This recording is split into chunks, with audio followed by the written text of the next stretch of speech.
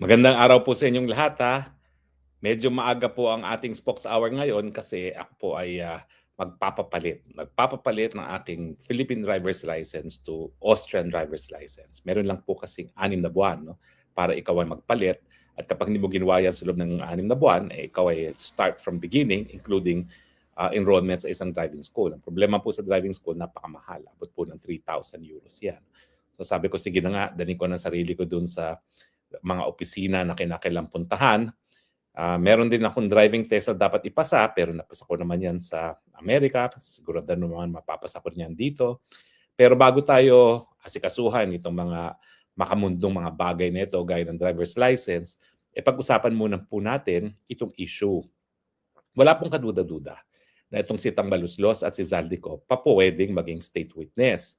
Pero ang tanong, pwede ba silang parehong maging state witness kung parehong kanilang papatunayan? At yan nga po ay na si Bangag, ang ating Presidente Marcos Jr., ang utak ng lahat ng kakurakutan pagdating sa flood control scam at pagdating doon sa mga DPWH insertions. No? Ang tanong po kasi dyan, dalawang bagay. No? Unang-una, pwede ba sila maging state witness? Well, sabihin natin na pwede ba silang sabay na maging state witness? At ito naman po ay pinag-uusapan natin kasi nga nung isang araw, naglabas ng video itong si Tambaluslos na para bagang sinasabi niya na kapag ako diniin ninyo, ilalaglag ko rin kayo, no? Kakaladkarin ko rin kayo sa impyerno. Pero alam niyo po, bago tayo natin pag-usapan yung legal na usapin kung pwede silang sabay na maging state witness, ang huling impormasyon ko sa aking informante ay nakipag-ayos na raw po ang mga bangag sa pamamagitan ni Charis dito kay Tambaluslos. After all, blood is thicker than water. Mukhang naayos na raw itong si Tambaluslos at hindi na itutuloy yung kanyang banta. Sabi ko naman sa inyo, yung ganyang mga pananalita galing sa kay Tambaluslos, that can only mean na nagpapaayos siya at mukhang inayos na siya. At ang balita ko nga, si Charis daw ang kumausap sa kanya, which makes sense kasi nga si Charis, pamangkin niya, tapos bago pa maging kongresista itong si Charis, nag-intern na sa kanya as majority floor leader. At syempre, nung siya ay speaker, si Charis ang majority floor leader. No? So, it makes sense na kung makipag-ayos ay ang papadala ni Bangag mismo ay yung kanyang paboritong anak na si Charis. In any case, ano bang issue? Well, una-una po, no? Dalawa po yung mga pamamaraan para makaiwas sa pananagutan kung ikaw ay merong ginawang kriminal at nais na magbigay testimonya, no, para mapatunayan ang pagkakasala na mas matitindi pa ang pagkakasala kaysa dun sa gustong naging witness. Dalawa po yan. Pagiging state witness na napapaloob po sa rules of court at tanging hukuman lamang ang pwedeng maghusga kung ang isang tao ay mabibigyan ng immunity from testimonial immunity or hindi sila mapaparusahan sa kanilang pagkakasala. At ang pangalawa naman po sa witness protection. Pero lilinawin ko lang po, itong pagiging state witness at pagiging witness protection, basically magkaiba yan. Yung pagiging state witness para walang pananagutang legal, yung titistigo, at yung pagiging makapasok naman ng government witness protection ay para mabigyan ng seguridad at iba pang mga benepisyo.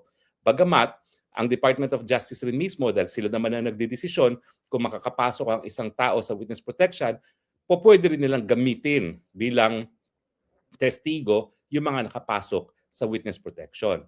So iba po yang mga programa, ibang batas na umiiral, pero parehong pwedeng magresulta sa walang pananagutan sa mga testigo.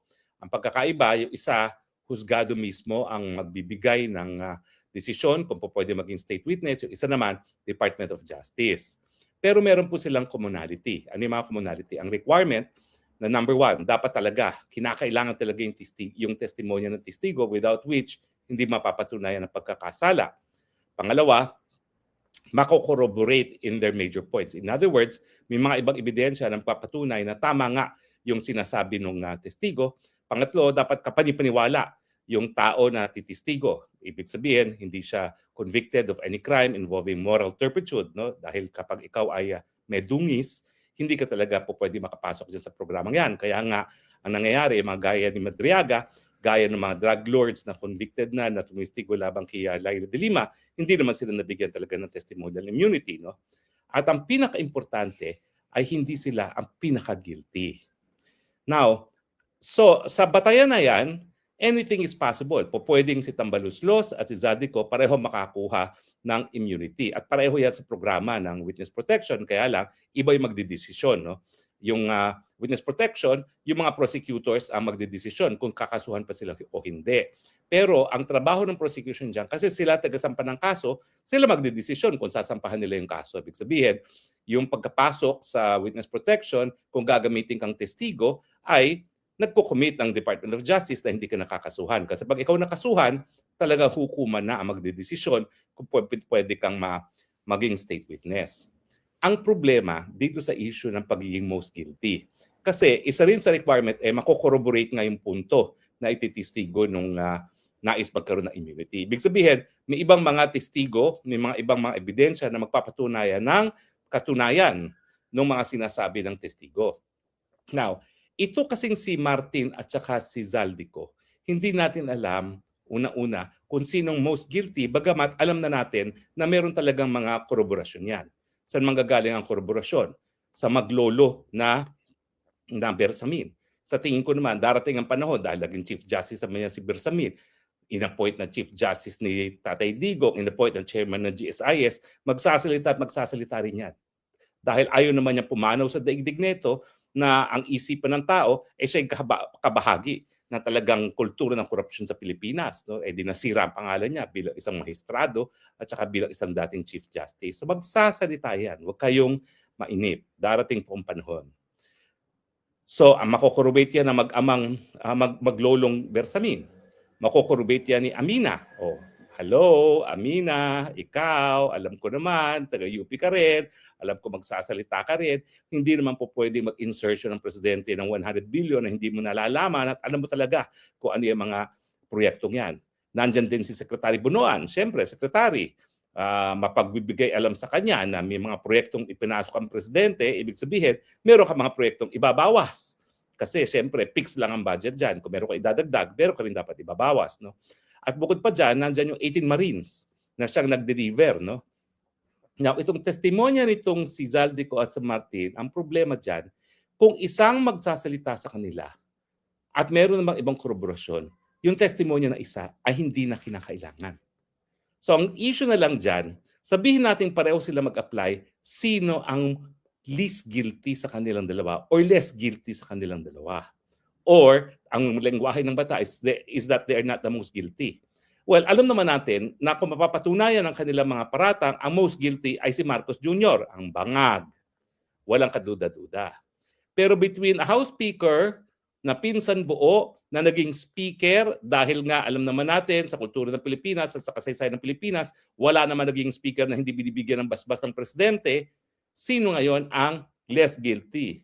Yung speaker na pinsan buo, na pinakamakamangyarihan sa Kamara de Representante, o yung chairman ng Committee Appropriations.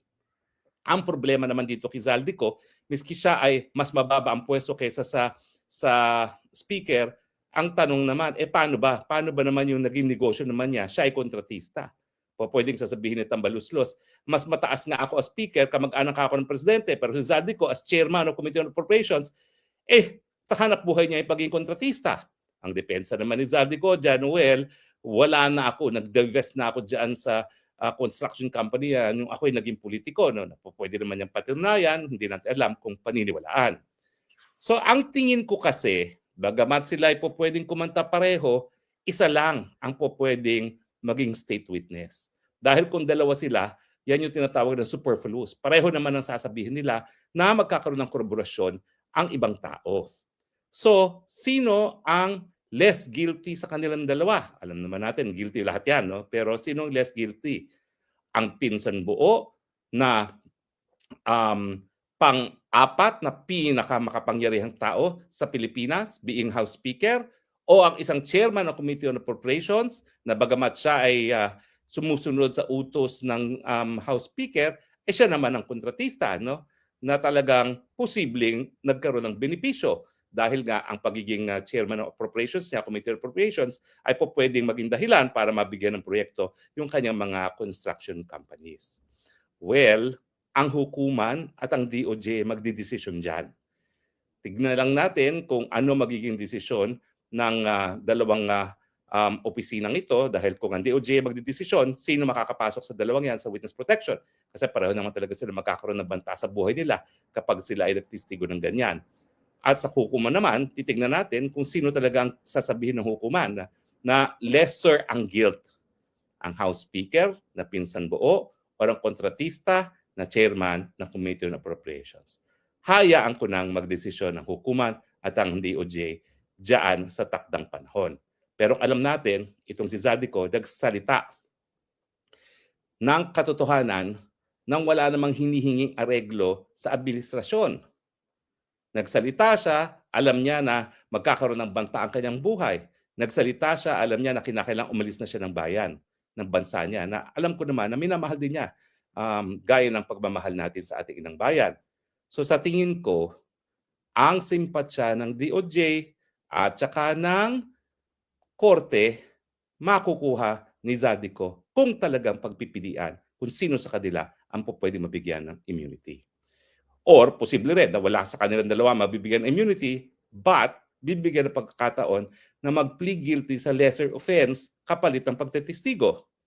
Siguro din, kapag nangyari yan, mas gugustuhin nila na ang bigyan ng ganyang testimonya ay yung isang voluntaryo nagsalita, walang kapalit, walang pananakot na kapag ako ay diniin nyo, dadaling ko rin kayo sa impyerno. At yan pa rin si Zaldico.